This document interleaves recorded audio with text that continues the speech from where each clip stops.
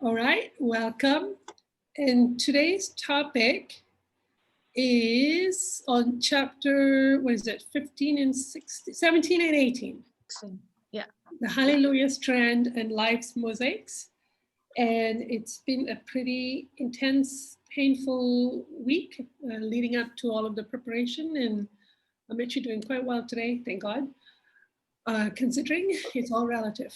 So in these two chapters, we have the little Dandy, being woken up where he had that kind of like that final sleep from death beyond. And then Aphraar is there to watch that process of his awakening and what he's like once he wakes up. And then he get to have a good chat with, okay, it's a Gaelic name. How do you pronounce that name? I tried Google it, but nobody could help me. Eilele. Eilele. Eilele sounds good to me. Eilele. Yeah. What did you say again, Laura? Yeah, same. Eilele. Eilele. Okay. Sounds okay. So Aphraar gets a chance to have a visit with her and the poetess, and has some pretty deep conversation that I felt like, yeah, that could go on 2 weeks or more. Some deep stuff in there. So let's start with point 1, which was there was stuff about how Limpy Jack was helping Dandy in awakening. But how did you guys feel about the awakening process itself when Mylene comes in and kisses him awake? What was that like for you guys?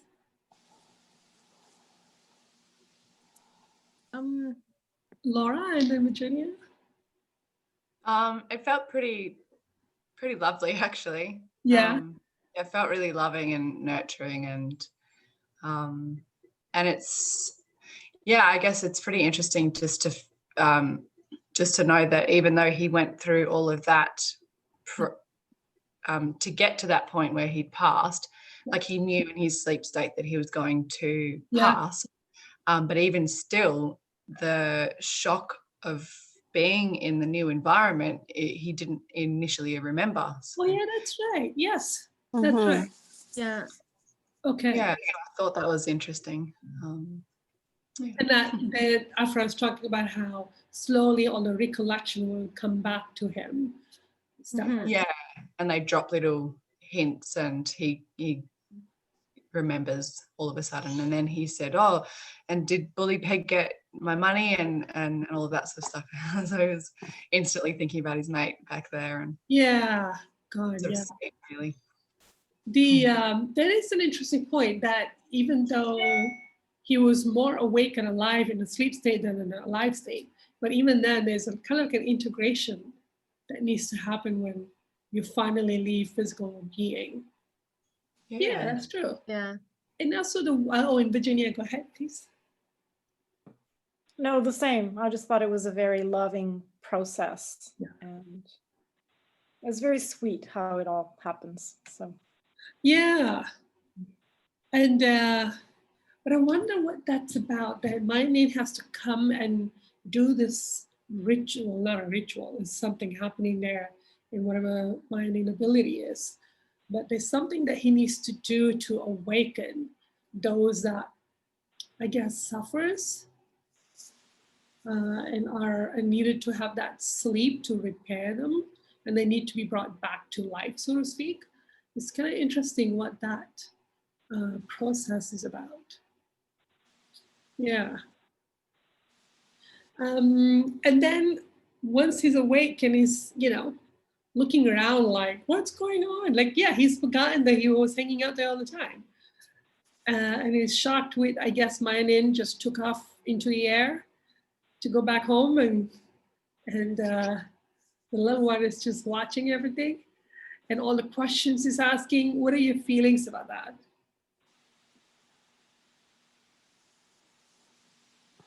Jill? I don't know, I kind of had mixed sort of feelings about it, that not necessarily about his awe that they were flying away, but in the fact that he kept referring to the fact that like he didn't believe he was dead. Yeah.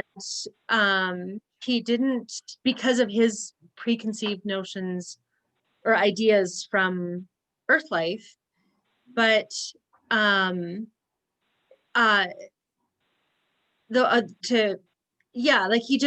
it took him a while to kind of sink in. But even though and that's the part that kind of confused me, because I was thinking, well, he wanted this so badly. Yes. Why wouldn't he? And this was his desire. Why wouldn't he remember that he wanted? This is what he wanted. Like, this is where he wanted to be. Yeah. Well, no, but he does want it. He just doesn't believe that this is it. This is it. Like, I'm dead? Yeah. You sure? Well, and that's, I think at one point in time they say that the difference between Earth life and paradise is there's no difference, or there's It's another event. Yeah. So so when we die, does that mean I still have to stay in a snow-laden land? Calgary. Do I have to stay here when I die? Because I don't want to.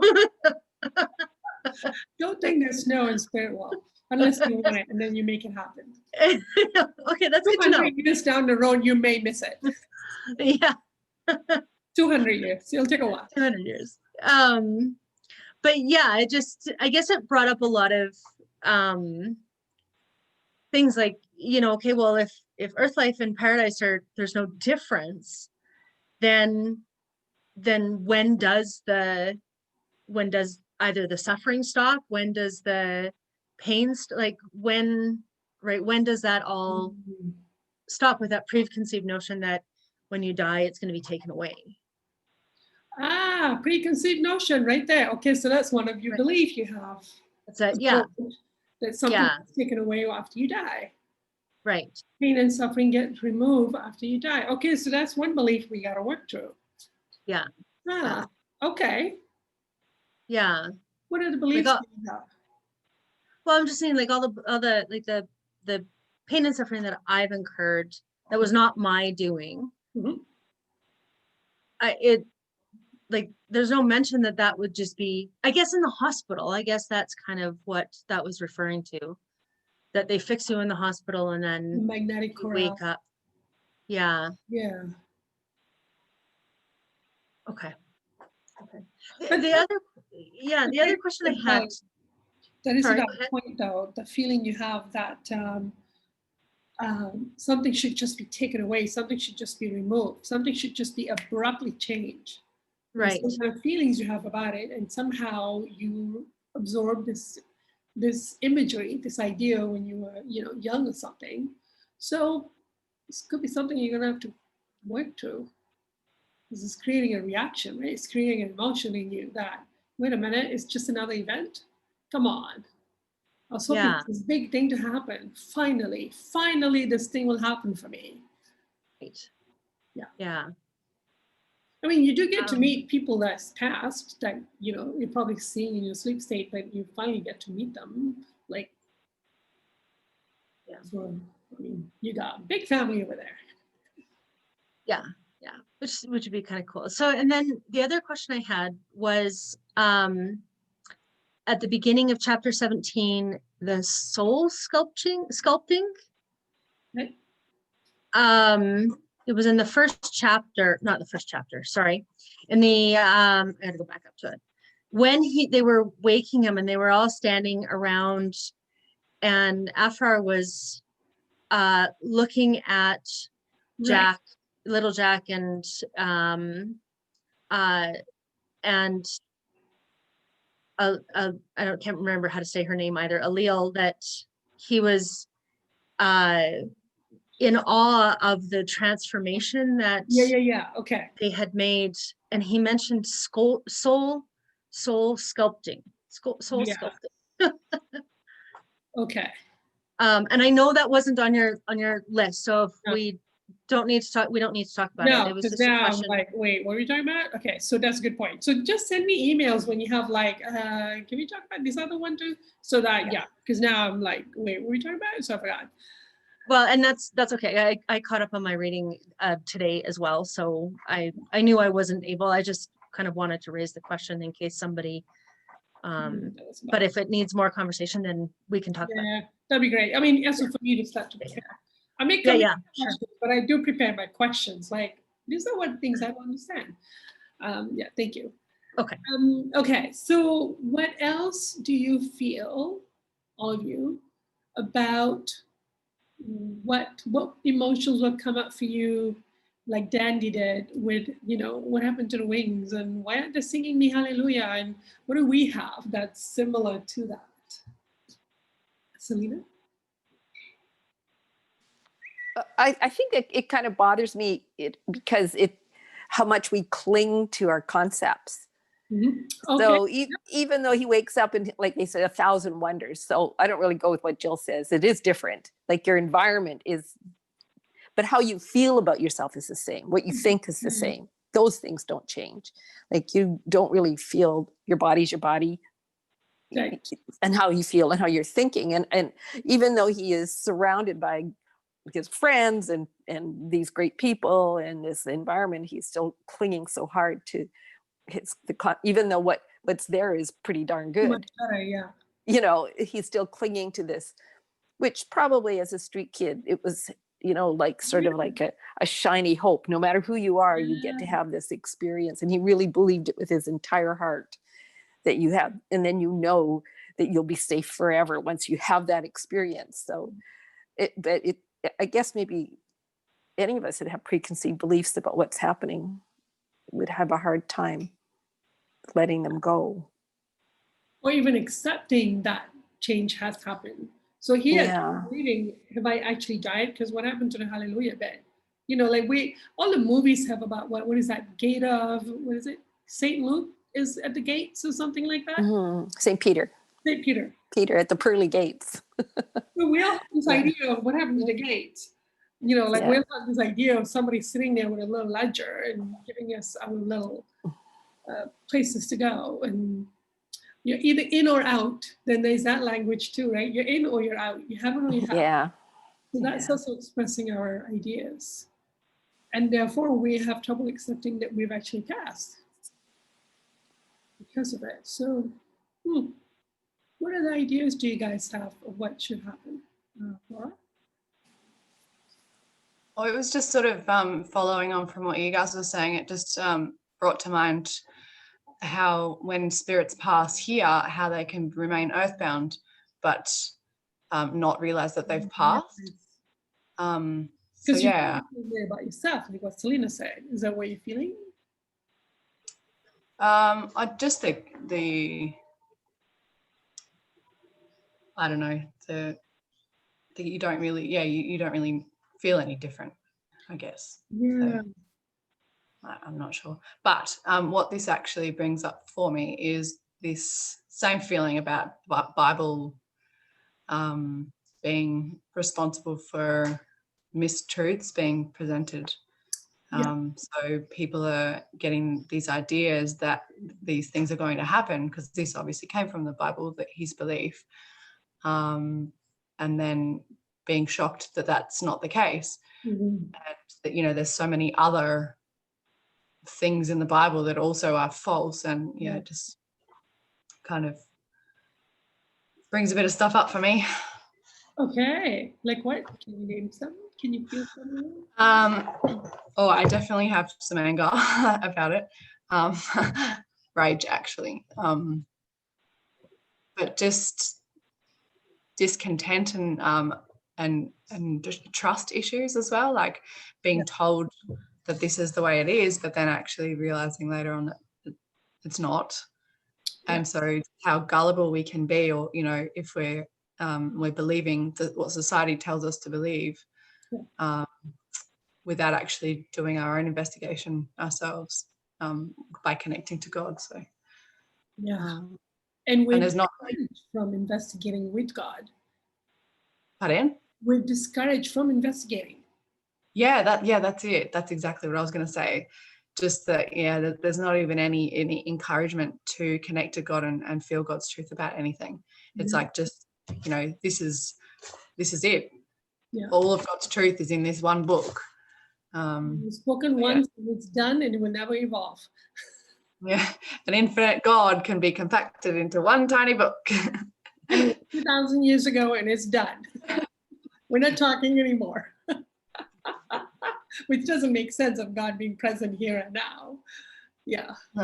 I mean, if God had a book, it would be infinite, wouldn't it? Yeah. That's a good point. Yeah, exactly. Book. But it's interesting how religion discourages from having our own investigation with God on issues. And yeah, it's quite deceiving, isn't it? Like, there's a reason for that, and it's not a very good reason. No. So like we said to God, it's deliberate. I mean, there's some misunderstanding taught, but then there's some that you're going, this is kind of deliberate. It's deliberately trying to shut down. Yeah, good point. So yeah, that's some good stuff to work through there. And of course, in some religions, there's a reincarnation belief. So you pass away and you're constantly right away looking for the next thing to evolve back into, the next person.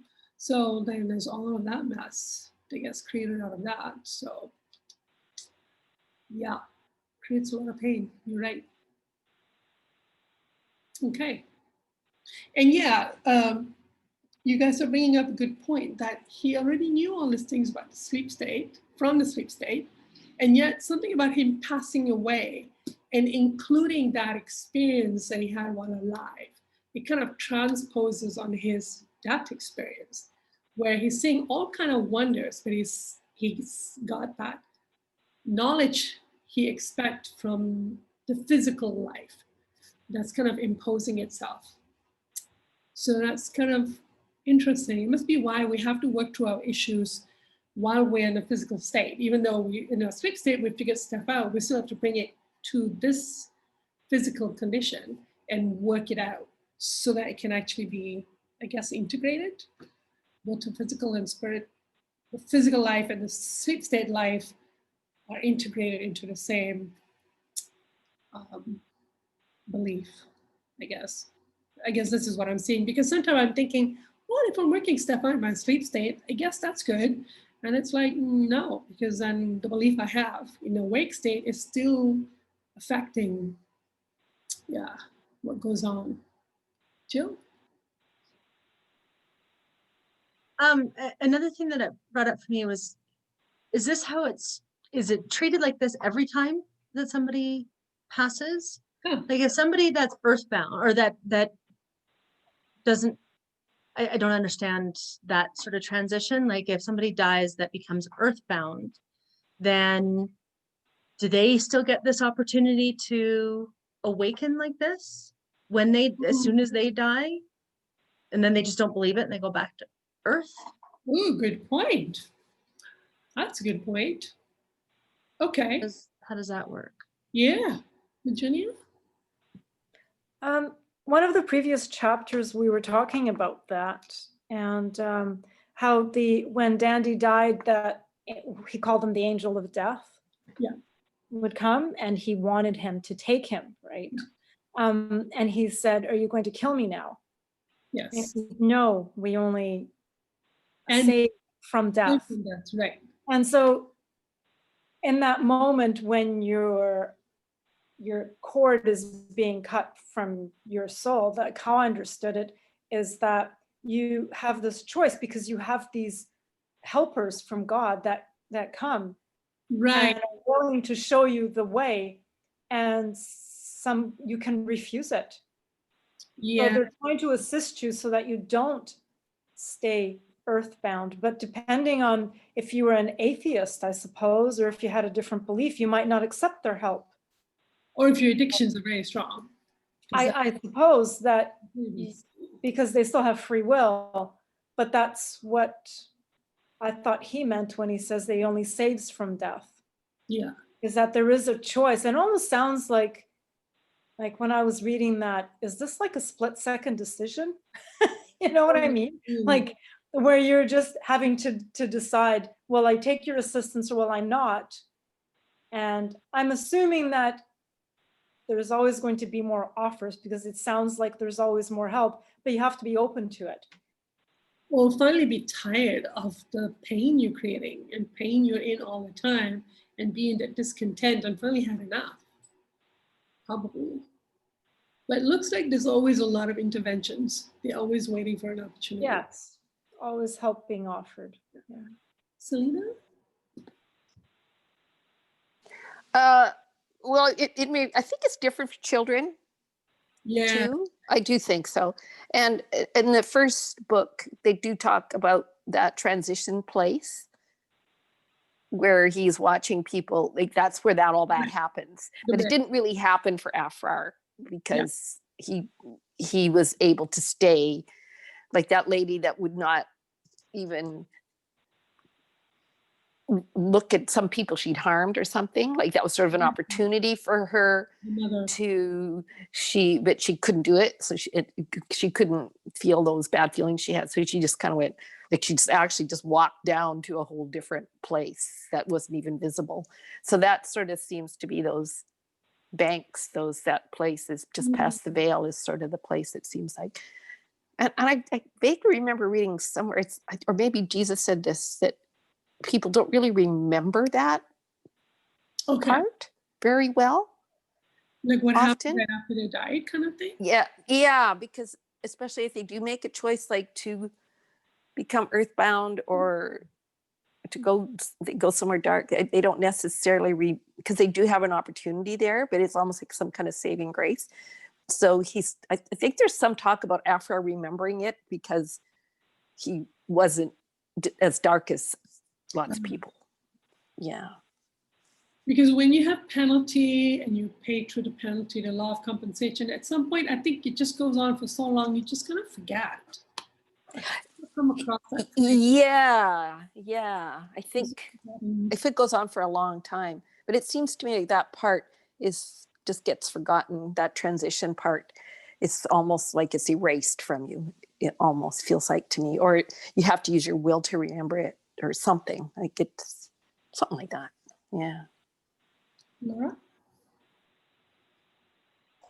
Yeah, just to add on to that, I guess that's why in the mediumship sessions that Jesus and Mary do, especially talking to earthbound spirits, they tried to connect the person to their earthly life to get the memory of it, like it's a part of their transition process or something.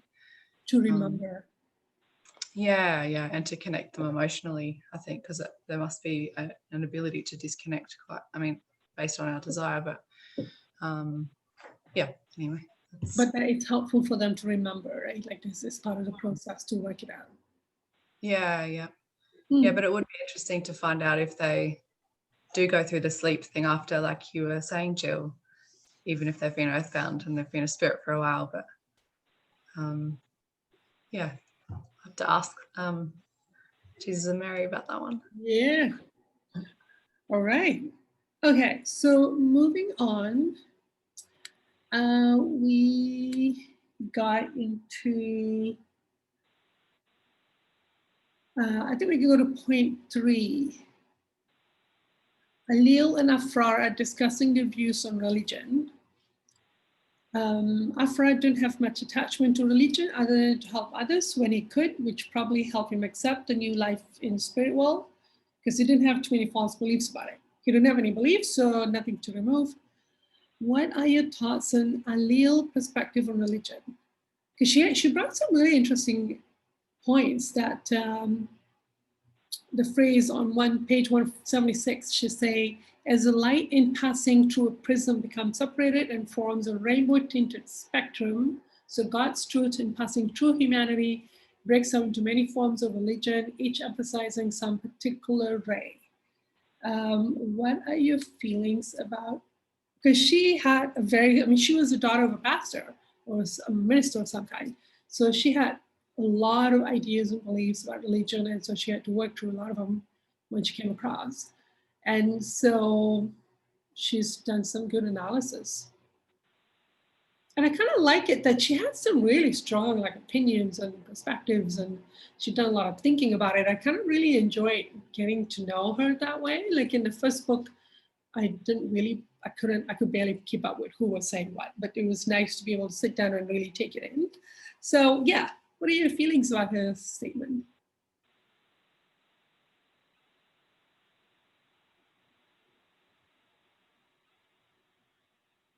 Selena?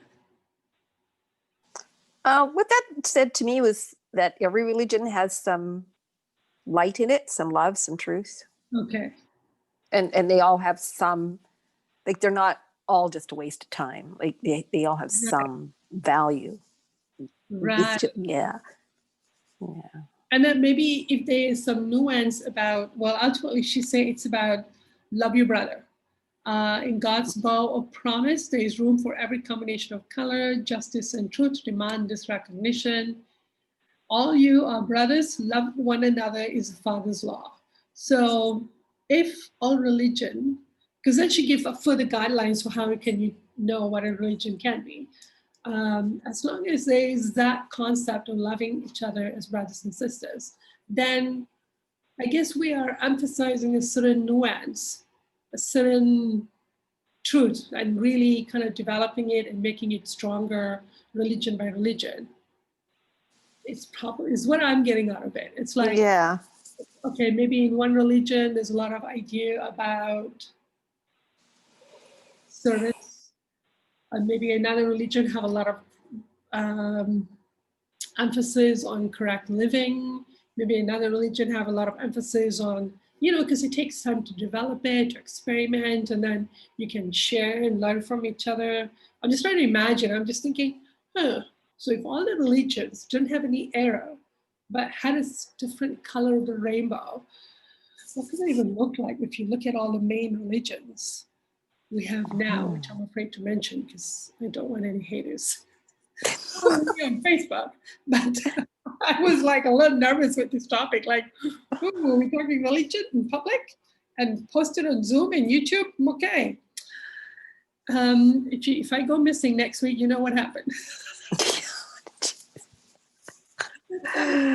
Oh God. Okay, so yeah, what are your feelings about that? You were to compare all the different Christianity or Hinduism or Eastern or Western, Laura? Yeah, I feel like there's truths in all of it. Right. Like none of them are the truth, but there's truth scattered in all of the. Yeah. So I think that there's a lot of similar beliefs. Like if you break it down, there's a lot of similarities in it. But whether or not, the translation's just gotten lost in Chinese whispersy kind of passing information down. I mean. Right. And then you have all the addictions of the people passing it down, that just like Mary got written out of the books, out of the Bible, right? 300 years down the road, Mary wasn't at all mentioned or removed from the Bibles, right? So there's stuff like that. Yeah, and everyone's got their own set of injuries and spin on it, and unloving desires or arrogance and all of that kind of stuff that would contribute to how it was written, which is kind of the sad thing, really. Yeah. Huh. Virginia? At first, I found this chapter kind of confronting. Oh, how? Because I was brought up in a very strict religious home, and but I saw a lot of things wrong with it. So when I finally could, I just really just rejected it completely when I was able to, because I saw so much wrong with it, with the Catholic religion, basically. So I did take my kids to different types of worship and religions when they were young, because I wasn't practicing my religions, just to kind of, because they were curious. Yeah. But the way she speaks about it, where there's actually some good things, and there's some truth and love in each one, and that was the original intention. And but then she goes and talks about the broader spectrum and of the things that are actually being done in the name of God and religion and love for God, and those things that are not loving. Yes.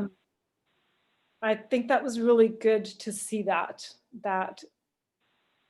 and there's a lot of people that are receiving a lot of good from participating in a religion that aren't acting out in these unloving ways. That's right.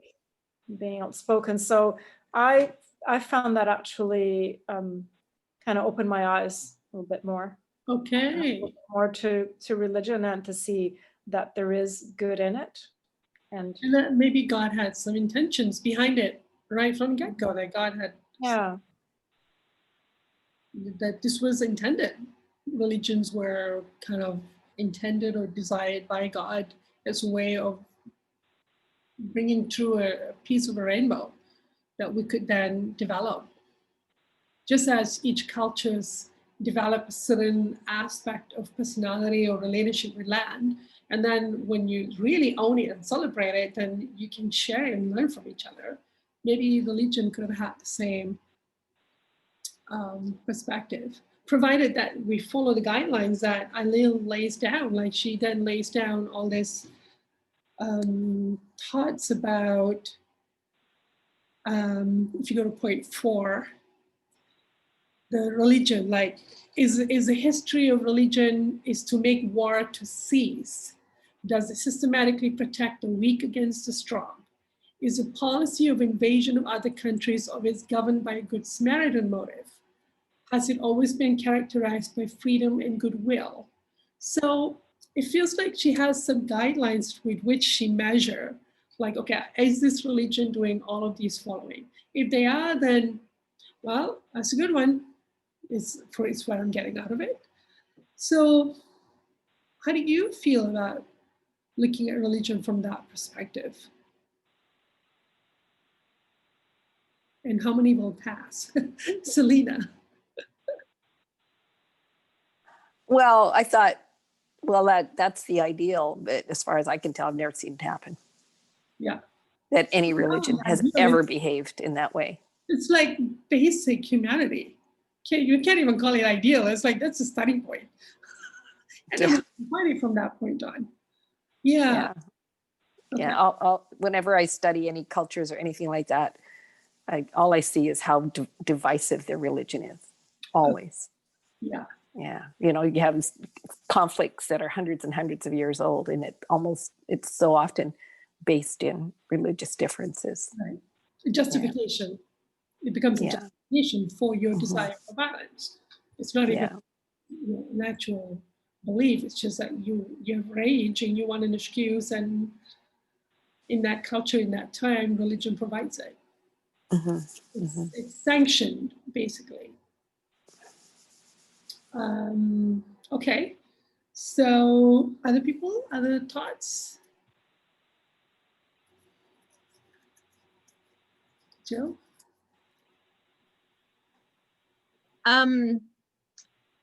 It was actually really quite almost confronting to think that, because I've always had belief, whether right or wrong, that religion is man-made, right, and that to be able to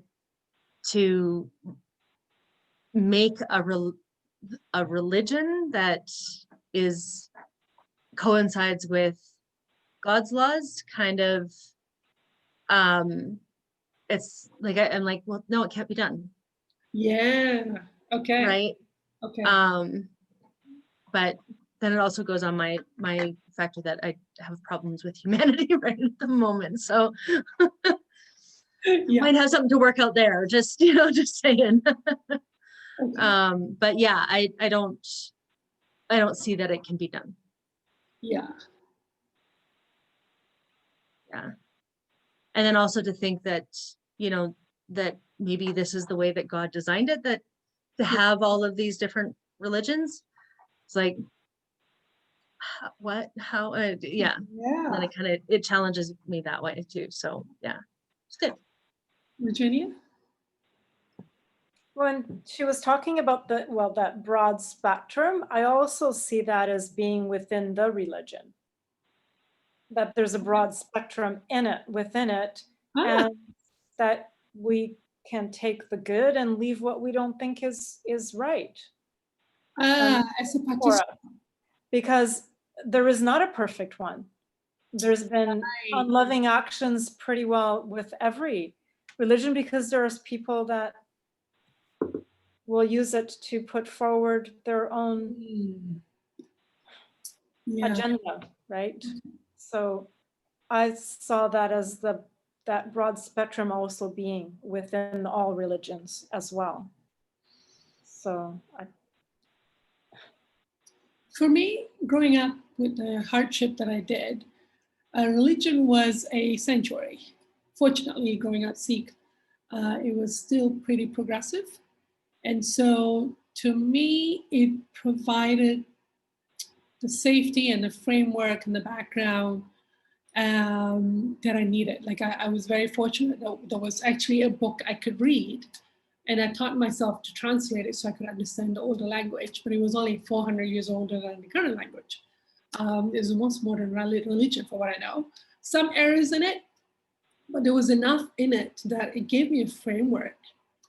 And also, well, but the good thing about the Sikh religion in terms of community building is that we have this belief that everyone should be able to come in and have food to eat. So anywhere I go in the world, I just have to go find a temple and I will be welcome there and I'll have food to eat or even shelter. So there was this idea created that no one's going to go hungry. No one should go hungry. So there's that idea of that religion, which is everyone come and sit on the floor. You could be a prince, you could be a beggar, you're going to sit on equal or on the chairs or whatever it is, but we're all sitting on the same level. And up to that point, the caste system was such that you can't even be in the same room with somebody else of a different caste, or if you're a king or whatever. So they successfully abolished it and go, everyone's going to sit at the same level and we're all going to eat together. And that there's always going to be enough food to share. So, and it also created a place of contributing food. So people would go to the temple and make donations so that there'll be food to give. So I feel like if I'm to look at the rainbow of the Sikh religion, it'll be like food and shelter for everyone. And personally, I have a big feeling about there should be food and shelter for everyone. Like there should be a no-brainer. So that's I'm kind of looking at it going, okay, that's a good place. And also it's a place where lots of people who are vulnerable get to come and share. So somebody's keeping an eye on the vulnerable community, like seniors, and or it can be. And also it's a place where we are supposed to talk about God. Like one positive thing about religion is it's how you introduce concept of God and worshiping God and making God a normal part of your life, which I think is another positive thing about religion. That, a lot of us grew up hearing about God because we were hanging out at churches and somehow God was part of the vocabulary. So that's a positive. And also there's always community drives, okay, Christmas is coming, we need to raise funds so that there's, we can send socks to the shelter, so that there's a Christmas meal. So there's this community drives of fundraising that I find, I like how religion can bring community together and create a goal that we all are going to go for, while God being part of the conversation. So however you want to do that, which in the past and currently is true religion. So I think that's a good part. If you look at some of the good parts, the community building, making God be part of God, and children are just hanging around the community. And there's a lot of stuff that I'm doing now in my work, which is based on what I saw growing up, which I think is normal in terms of community building. And whatever I do, there's got to be food. I'm going to have food for everyone. So that's, you know, like it becomes part of your early experience of what life is supposed to be, looking out for each other. If somebody in the neighborhood in trouble, then in a church community, you're going to hear about that neighbor that's in trouble and everyone's going to get together and help. Like, those are my ideal examples without having to go into the philosophy of the religion. Just keep it to community and kitchen, where it can be a good thing. Laura? I want to be a part of that community. That sounds amazing. Yes. Yeah. I feel like something wrong happened in Catholicism. I'm not really sure exactly what, but I definitely don't remember feeling any kind of sense of community within that. I was only a kid, but Okay. yeah, there seems to be more of a thing about, I don't know, fear, like fearing God and fearing doing the wrong thing and getting, you know, the punishment. And yeah, that was my takeaway from that whole experience. I don't know how you felt, Virginia. You mentioned you brought up Catholic. Yeah, same. It's really built on fear. Ooh. And it's control, right? Social control. They have, well, the 10 Commandments. So it's that religion is really about giving you a way to live. And this is how it was set out. But like when I was in Portugal, it was a bit different than here. Okay. There was more a sense of community. Any celebrations, because we lived in a small island, so anything was really put out by the church. Yeah. And in that time, like, that was a place that I did feel safe. Like nothing was going to happen to me. And I did trust, you know, the clergy being around them. Because I never had any bad experiences. But then when we moved to Canada, it was just so completely different. It just wasn't the same. Yeah. And then I started to become more aware of the things that I didn't really like about it. And I went to Catholic schools, and it just like, it was just the whole life of it. Yeah, a lot of control, a lot of fear. Yeah. A lot of fear with that control. Yeah, I guess if we were, go ahead, Jill, then I can.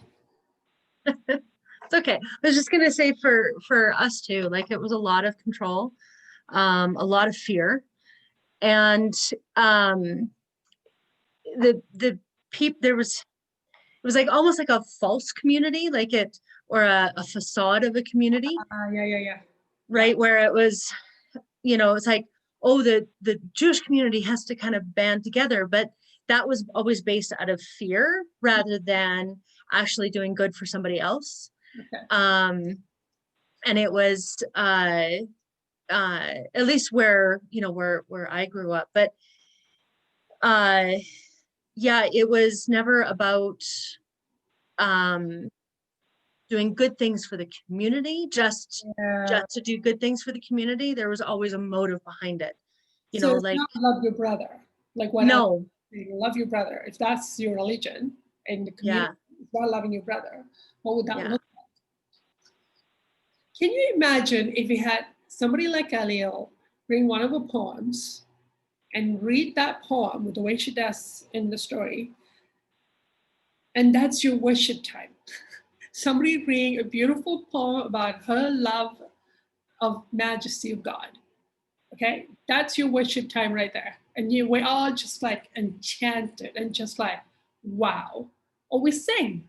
I would have singing. Anything I do will have singing. So we sing a beautiful song of praise or gratitude or anything that opens your heart. And then we have food. We'll get together and eat.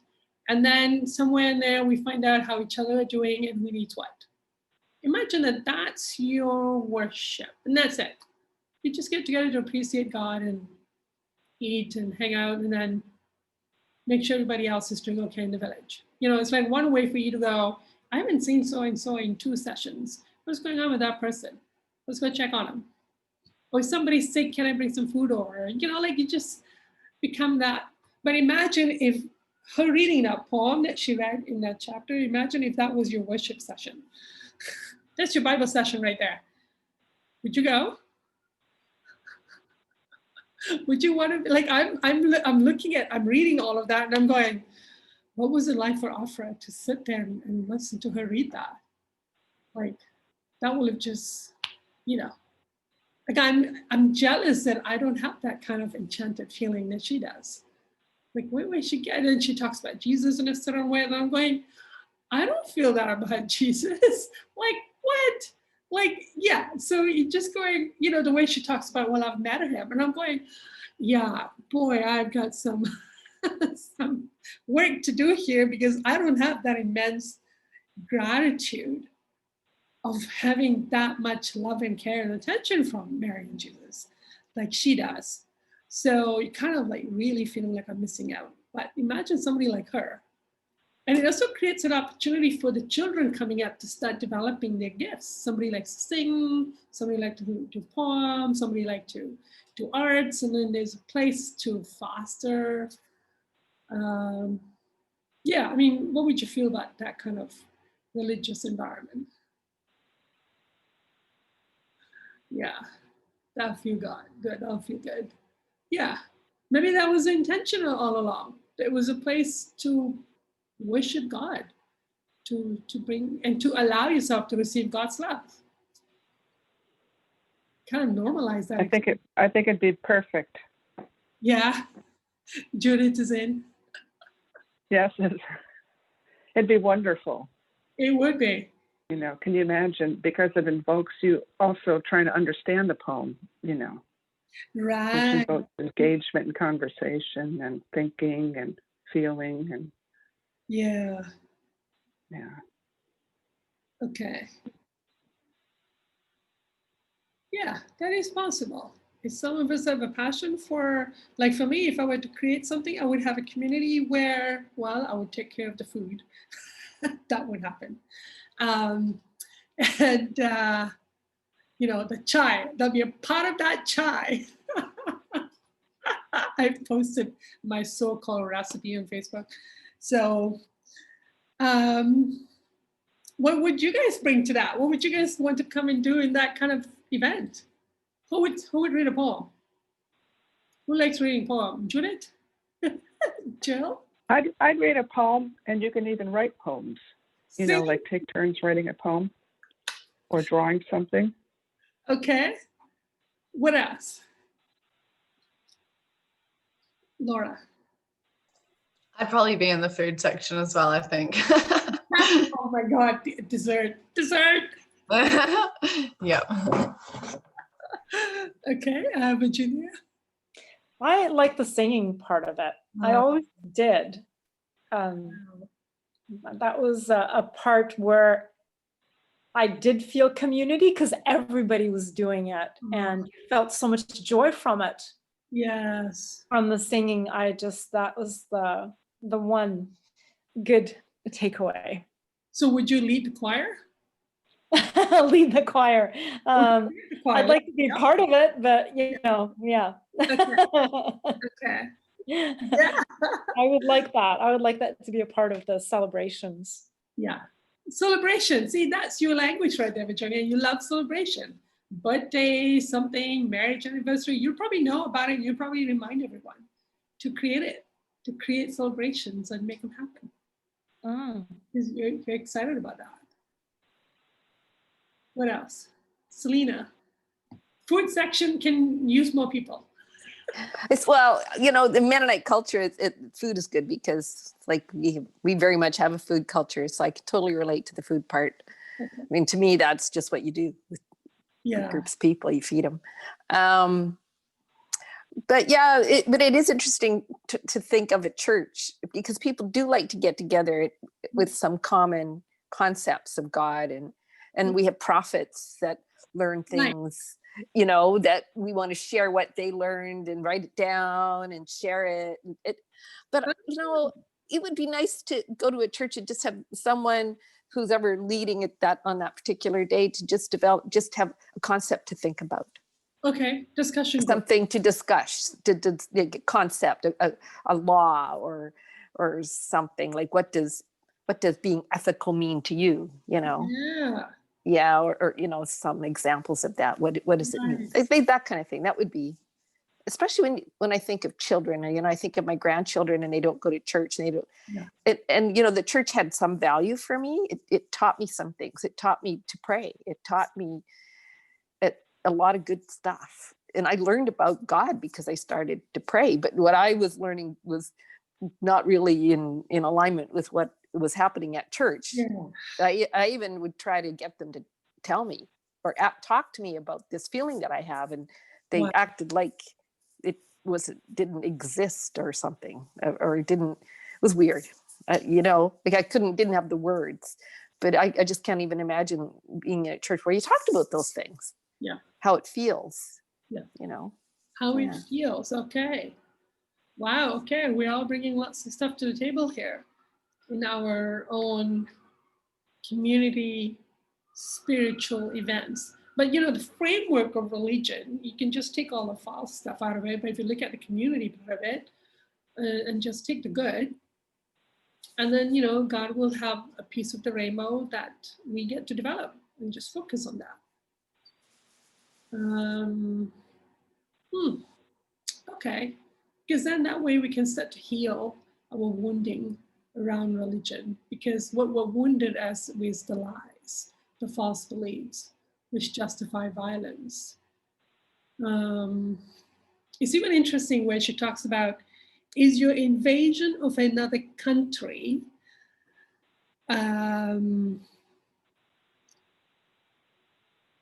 is a policy of invasion of other countries governed by a good Samaritan motive. And I go, wow, how do you do an invasion of another country without any bloodshed? That would be interesting right there, because you're like, how do you do that without killing?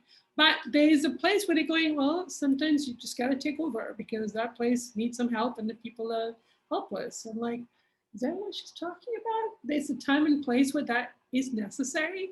We just don't have any history about it being done properly. But like, she brought up some pretty controversial points there in that discussion. That, yeah, Selena? I often ponder, you know, World War II, like what do you do like how do you solve a problem like that without fighting back? I still don't know how that works. How a person like,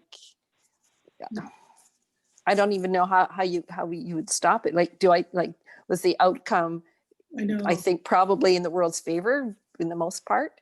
You know, but so many people had to die, and could you have just let it alone and let it work itself out and hope it worked out to the good? I don't think so. I don't know if that would have been good either. I don't know. Yeah. I just give me chills. I just freeze when I think about stuff. Yeah. So I don't know how you could invade a country unless you're just bringing food, you know, to a country who's starving or whatever. You invade with your help, you know. Exactly. Yeah. Yeah. Wow. I mean, I look forward to Mary just having a conversation about this chapter, and they'll probably go on for a lot of parts. There'll probably be a 4-part discussion right there. A lot to talk about there. But yeah, that's a really good stuff she brought up. And then point 5, page 177. The teaching of the one is, let all your striving be to make your own calling and election sure, until the Christ power generated from your own life shall compel others to come in. What does that mean? And that seriously is a question. No, I'm not quite sure what. I think she's still talking about religion, page 177. Let me go ahead, Laura. Oh, yeah, I think I just, my page just fell. Sorry, 1 second. Did you lose us? I'm just trying, I think because it's a share screen. I'll wait until you've got that up because I was just reading. It felt a bit to me. Oh yeah. There it is. Do you not deny there are good men within the church? There are always men who are better than the creed, who remain within but not of the system. The heretics of today will become the saints of tomorrow. Christ and modern Christian theology are irreconcilable. The teaching of the one is, let all your striving be to make your own calling until it compel others to come in. So I guess what she's saying is, there are good people in the church, and that if this is how you live, then others will be compelled to follow you. I feel like it's talking about you doing the work yourself. So you getting to know God and receiving God's love. And then you will then have the, I don't know if it's called the authority or the, there's a word there, I can't find it, but to be able to then teach because it's from an experiential place. Right. Oh, okay. So give me an example. Let your striving be to make your own calling. So that's your own connection with God. Oh, I like that. Okay, so be an example, and then you're able to teach from your own experience. Is that what you say? And yeah, and also isn't it so that when we reach a certain level of development, we can then receive like a task or, like from God. Right. And so that perhaps is going to be our calling. Yes. And then, until the Christ power generated from your own life. So that would be on living those principles. Yeah. Shall compel others to come in so that people will develop a curiosity and an a question and a desire through your own example. Nice. Oh, thank you. Yeah. Okay. That definitely. Thank you. That's beautiful. I think that's sink in. To live it yourself and to then kind of go, to not be so concerned about all the nuances and details of the teaching. Like you could be in the religion, but you just go ahead and do your own calling, be an example. Okay, I really like that. Thank you, Laura. Jill? Basically just kind of say the same thing, like lead by example. Lead by example. Okay. Right. Okay. Huh. And then,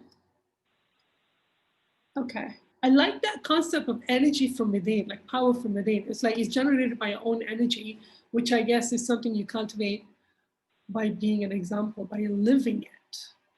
Then that becomes an internal.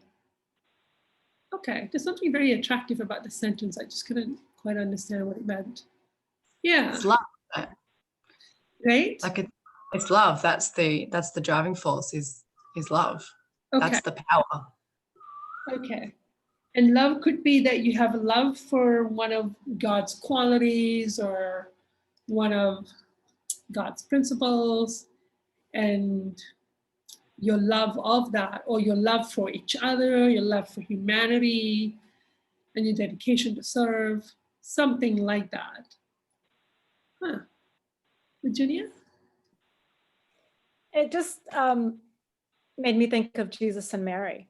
Okay. Like they teach by example. They put it into practice, and that's how they teach. That's why they're so credible, because they show that. Yeah. And that's what I think of, like when I read this, that even though it's not attached to any particular religion, they are teaching in this way. And it calls to you. You want to know. Yeah, there is a calling. There's a kind of like an attraction, a pulling. Yeah. Right, because they're not just preaching it, they're living it, they're doing it themselves and practicing it. And that is like a magnet. You want to, you see it and you want to do it as well, because you see the changes in them, and it just, it's more truthful that way. And they're able to speak with authority. There's some kind of an authority when they speak that I kind of go, well, yeah, because you're marrying Jesus. And now I'm going, oh, actually, if you've lived it and you know it because you've lived it, then you do feel a sense of ownership of what you're sharing. And that is some kind of a generated from within kind of quality. Because then it's internally focused, it's not externally focused. So you could have the whole religion and community kind of banishing you, but you're like, I know what I know and I got to go by it. I got to go with it. I'm okay. So that must create a lot of security inside of yourself. And they're not putting any demands on anyone. No. We're teaching you this. This is what we believe. This is how we're doing it. Yeah. And you can join in or not. And so there's like no demand, and that is even making it more attractive, right? It just, I just think of them when I read this. I think of them, and what they're doing. Okay, thank you. We're kind of going through this pretty long topic pretty quickly. So, okay, Laura, did you have another comment? Sorry, yeah, I just, I've noticed that if you try to say or tell something from a non-experiential place, it's like not received at all. Yeah. Whereas if it's something that you've actually personally had the experience of developing, like through getting God's truth about it, then it's very much received differently. Like it's that's a good point. Complete closedness. If you try to, just regurgitate something that Jesus and Mary have said, but if it's something that you've actually personally had the experience of,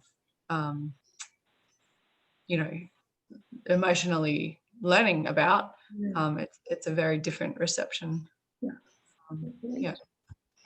Thank you. So point 6,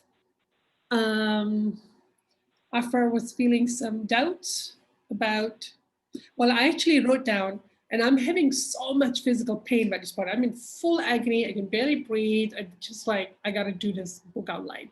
So I'm writing down, Aphraar felt doubt about, I remember writing something else.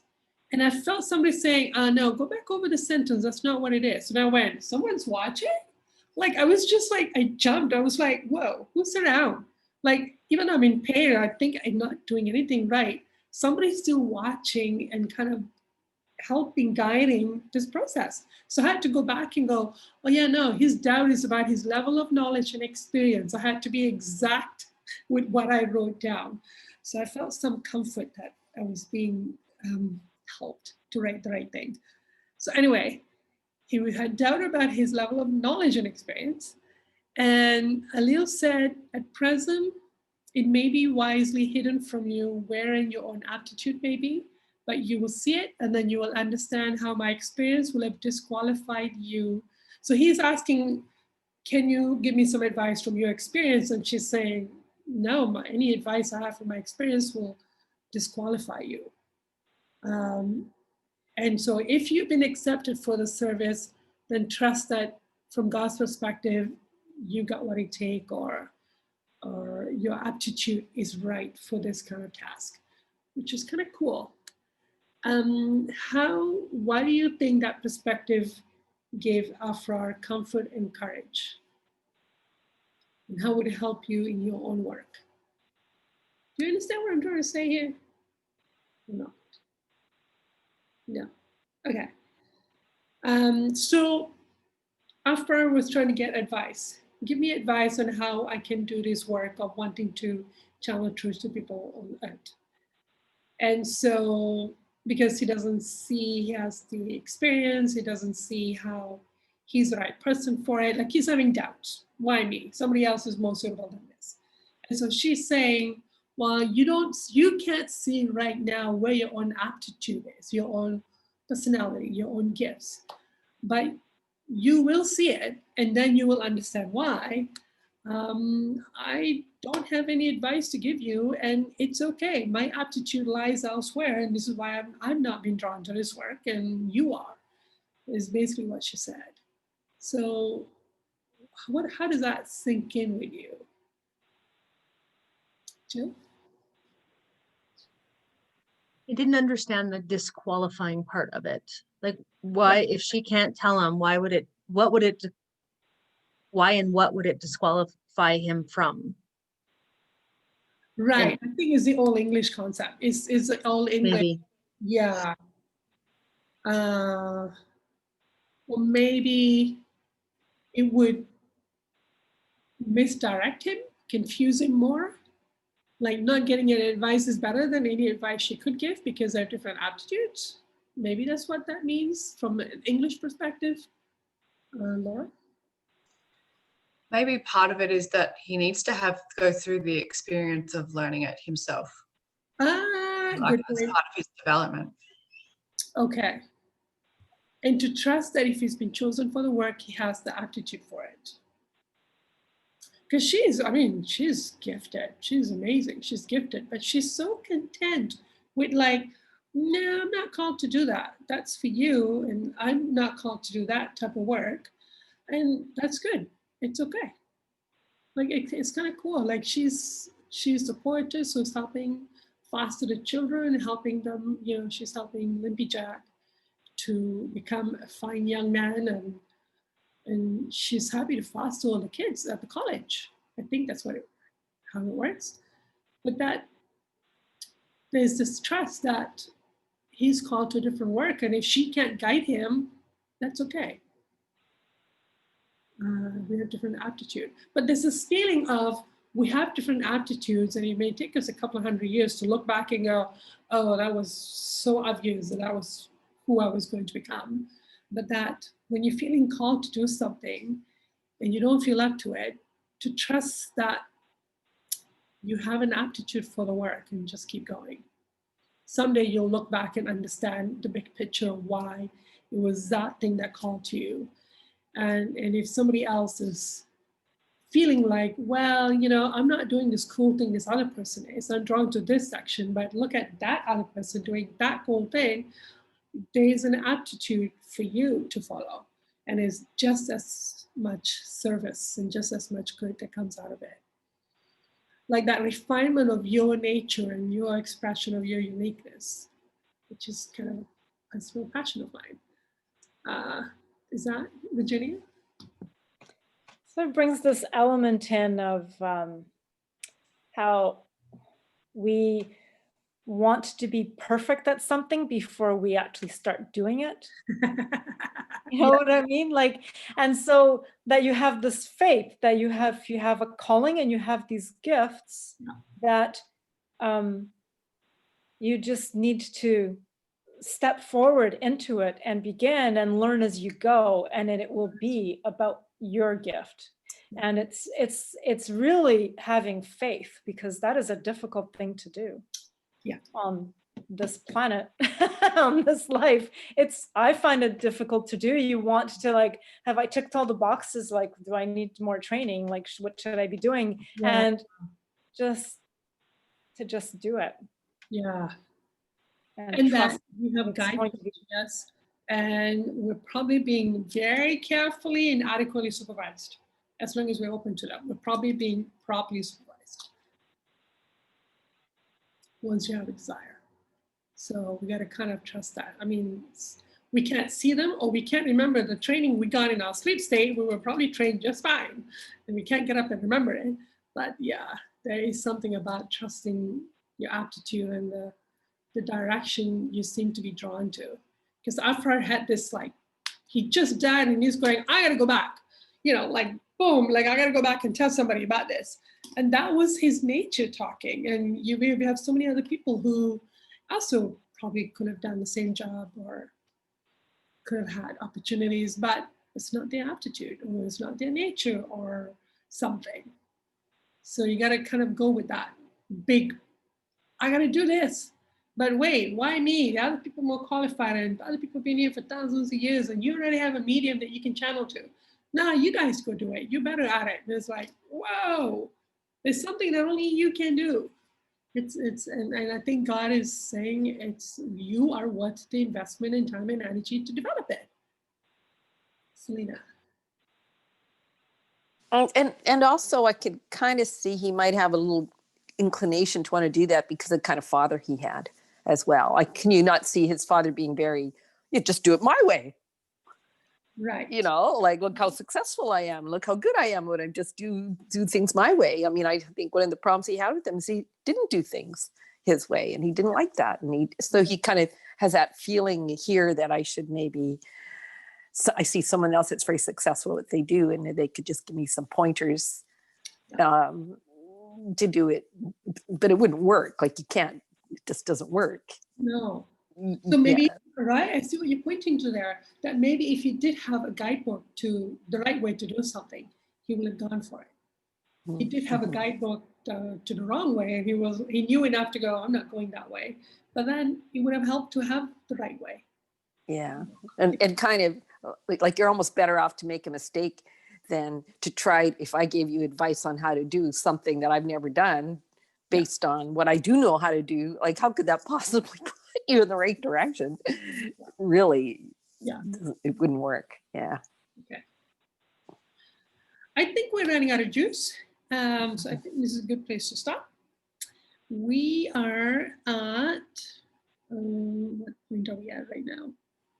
Oh boy, I've lost my page. Where is, did we finish all the points? Because now I can't find that email that I sent out to you guys. Maybe there was one or two. We're on point 6. Okay. But we just finished point 6. Yeah. Is the poem to come? You have point 7 in the poem. Yeah. The point 7 was Eilele advised for Aphraar as he in your ministry has to be your theme. Oh yeah. Okay. That needs to be his own conversation. Okay, so why don't we continue with that? Yeah, I really would like to understand what that needs conversation. So we'll continue with that, and then I will add a few more points from upcoming chapter. How's that? Because that's a big conversation. Okay, and so if you guys want to go through the next chapter, just give it a good read, and then if you want to send me an email going, I really hope we discuss that one, then that way I have enough time to incorporate it. Yeah. All right. Thank you.